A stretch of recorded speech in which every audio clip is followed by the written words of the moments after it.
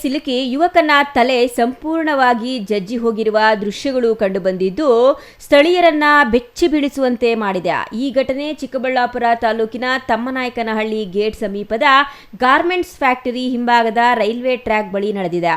ಅಪರಿಚಿತ ಯುವಕನೊಬ್ಬ ರೈಲಿಗೆ ತಲೆ ಕೊಟ್ಟು ಆತ್ಮಹತ್ಯೆ ಮಾಡಿಕೊಂಡಿರುವ ಶಂಕೆ ವ್ಯಕ್ತವಾಗಿದ್ದು ರೈಲ್ವೆ ಹಳಿಯ ಮೇಲೆಯೇ ಮೃತದೇಹ ಪತ್ತೆಯಾಗಿದೆ. ಸ್ಥಳೀಯರು ಮೃತದೇಹವನ್ನ ಗಮನಿಸಿ ತಕ್ಷಣ ಪೊಲೀಸರಿಗೆ ಮಾಹಿತಿ ನೀಡಿದ್ದಾರೆ. ಮಾಹಿತಿ ತಿಳಿದ ರೈಲ್ವೆ ಪೊಲೀಸರು ಸ್ಥಳಕ್ಕೆ ಭೇಟಿ ನೀಡಿ ಪರಿಶೀಲನೆ ನಡೆಸಿ ಪ್ರಕರಣ ದಾಖಲಿಸಿಕೊಂಡು ಮುಂದಿನ ಕಾನೂನು ಕ್ರಮ ಕೈಗೊಂಡಿದ್ದಾರೆ. ನಾವು ತೋಟದಲ್ಲಿದ್ವಿ, ಯಾರೋ ಈ ಥರ ಟ್ರ್ಯಾಕ್ ಮೇಲೆ ಈ ಥರ ಫ್ಯಾಕ್ಟ್ರಿ ಹತ್ರ ಆಗಿದ್ದಾರೆ ಅಂತ ಹೇಳಿದ್ರು. ಅದಕ್ಕೋಸ್ಕರ ನಾವು ಟ್ರ್ಯಾಕ್ ಮೇಲೆ ಬಂದ್ವಿ. ಬರೋಷ್ಟೊತ್ತಿಗೆ ಇಲ್ಲಿ ಬಾಡಿ ಬಿದ್ದಿದ್ದು ನೋಡಿದ್ವಿ ಅಷ್ಟೇ. ಈಗ ನಮ್ಗೆ ಗೊತ್ತಿಲ್ಲ ವಿಷಯ, ಯಾರು ಏನು ಅಂತ ನಮಗೇನು ವಿಷಯ ಗೊತ್ತಿಲ್ಲ.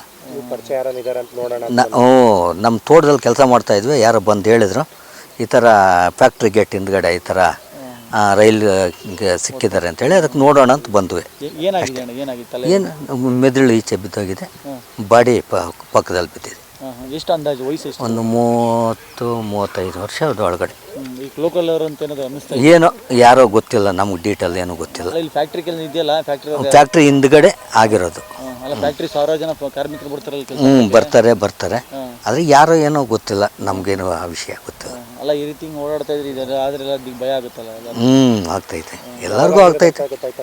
ಏನು 10:30 ಆಗಿದೆ ಅಂತ ಹೇಳಿದ್ರು. ಇಲ್ಲಿ ಹೇಳಿದ್ದು ನಾವು ಕೇಳಿದ್ದಷ್ಟೇ, ನಾವೇನು ನೋಡಲಿಲ್ಲ, ನಮ್ಗೆ ವಿಷಯ ಗೊತ್ತಿಲ್ಲ. ಮಹೇಶ್ ಅಂತ, ನಮ್ಮ ಜಾತ್ವಾರ. ನಮ್ಮ ಮಾವವ್ರು ಫೋನ್ ಮಾಡಿದ್ರು, ಈಗ ಹಿಂಗೆ ಗಾರ್ಮೆಂಟ್ಸ್ ಹಿಂದ್ಗಡೆ ಯಾರೋ ರೈಲಿಗೆ ಸಿಕ್ಕಿದ್ದಾರೆ ನೋಡಿ, ಯಾರು ನಮ್ಮ ಲೋಕಲ್ಲೋ ಯಾರು ನೋಡಿ ಅಂತ ಹೇಳಿದ್ರು. ಅದಕ್ಕೆ ನಾವು ಬಂದ್ವಿ. ಮೋಸ್ಟ್ಲಿ ರೈಲು ಅಡ್ಬೇಕು ಸಿಕ್ಕಿದ್ದಾರೆ ಅನಿಸ್ತೈತೆ. ಮೋಸ್ಟ್ಲಿ 11 ಗಂಟೆಗೆ ರೈಲು ಹೋಗುತ್ತೆ ಚಿಕ್ಕಬಳ್ಳಾಪುರದಿಂದ ಕೋಲಾರ್ಗೆ, ಆ ಟೈಮಲ್ಲಿ ಆಗಿರ್ಬೋದು. ಇಲ್ಲ ಸರ್, ಗೊತ್ತಾಗ್ತಾ ಇಲ್ಲ. ಯಾಕಂದರೆ ಅರ್ಧ ತಲೆ ಇದಾಗಿದೆಯಲ್ವ, ಗೊತ್ತಾಗ್ತಾ ಇಲ್ಲ. ಭಯಂಕರವಾಗಿದೆ, ತಲೆ ಎಲ್ಲ ಹೋಗಿದೆ.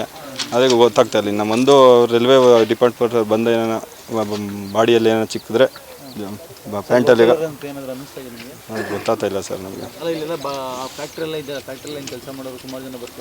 ಇಲ್ಲ ಸರ್, ಗೊತ್ತಾಗಲ್ಲ. ಜಾಸ್ತಿ ಜನ ಬರ್ತಾರೆ, ನಮಗೂ ಗೊತ್ತಾಗಲ್ಲ.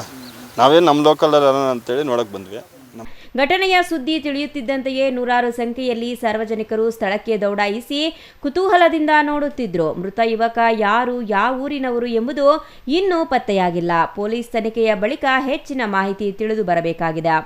Thoudanahalli Ramesh, CTV news, Chikkaballapur.